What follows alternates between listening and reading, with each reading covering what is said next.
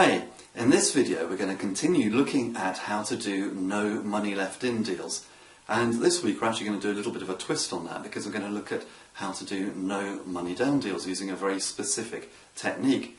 Now the reason why I mention this is because a few weeks ago I was at a property conference and I was very interested in the views of a mortgage broker who I was talking to, who basically said it's very easy to do no money down deals. Now the premise behind his remark is that in order to do a no money down deal we should be using bridging finance.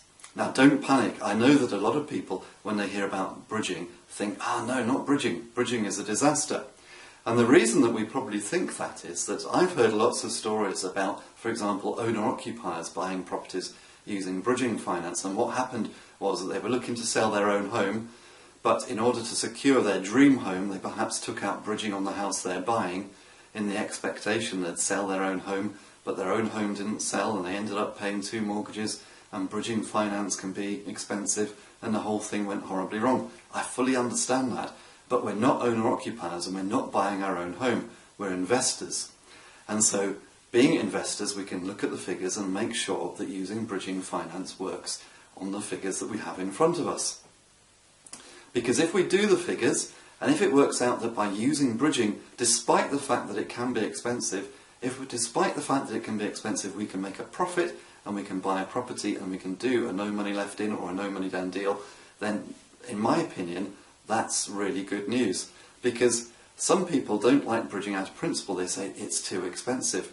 But it's that old cliche, isn't it, that 90% of something is better than 100% of nothing. So if it reduces our profit a bit by using bridging, but it means that we can do property deals, then I think that's a price worth paying.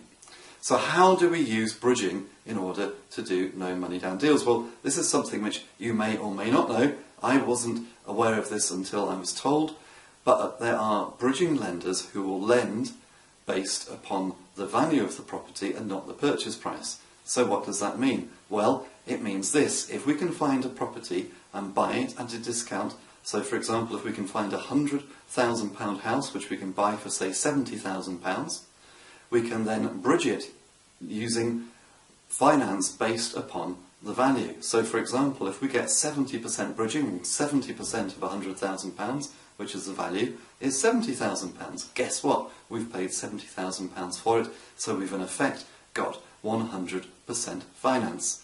Now of course there are some caveats in using this. Firstly, not all bridges are alike. Some are more expensive than others, some are more reputable than others. Bridging is an unregulated activity, so you want to make sure you know who you're dealing with. And yes, it can be expensive. The rates per month can range from say 0.6 per month all the way up to 1.5% per month. And there's going to be fees on the way in and possibly fees on the way out.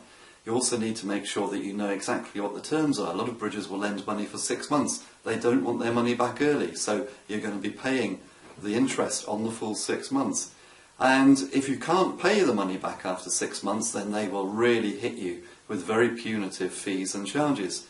So the key thing is to know what your exit is going to be. Now obviously probably the sort of properties we're looking at the main exit is going to be switching onto some kind of buy-to-let finance. Well, you want to be sure that at the end of the 6 months you can switch onto buy-to-let finance. Why do I say 6 months? Well, because I'm talking about the 6-month rule, which isn't actually a rule, it's a guideline, and we've spoken about that in previous videos.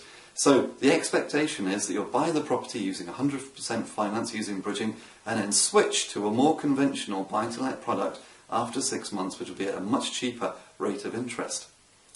So what do we need to do to make sure we can use that particular exit? Well, the best thing would be to be doing this whilst talking to your mortgage broker, who should get you a decision in principle, probably even before you apply for the bridging, so that you know that when you take the bridging on, you're definitely going to get the buy-to-let finance to switch to. Now, interestingly, there are some lenders who sort of provide a sort of a hybrid product. For example, Precise Mortgages offer a bridge-to-let loan, which, but as it sounds, you can bridge, you can pay them what's effectively a bridging rate, it's about 8% per annum, but you can switch to their buy-to-let product after 4 months. You don't even have to wait 6 months, and you can just switch straight from their bridging product straight to their buy-to-let product. So that can all be part and parcel of the same application, which makes it very, very easy. Now, if you want to access FRICS, you have to go through a broker, so you'd have to ask your broker to access them for you. So, can it be done? Well, of course it can be done. And if you have the facility to draw down multiple loans, then there's no reason, really, why you shouldn't be doing multiple properties on this basis. The mortgage broker I was talking to was saying that he always challenges people to do at least 2 a year. You could probably do more, but that's a very, very simple way of doing no money down deals or no money left in deals just by using bridging. So if you're interested in bridging, there's lots of brokers out there who deal with bridging. If you Google bridging, you'll find that. If you Google FRICS, you can go and look at their bridge to let loan. So I just hope that gives you a few ideas as to how, perhaps if you're feeling that you're a bit sort of stagnating at the moment, not able to move on, or if you just want to do more deals and make the most of the opportunities that are out there at the moment, that's one way of doing it. So I'll see you in the next video.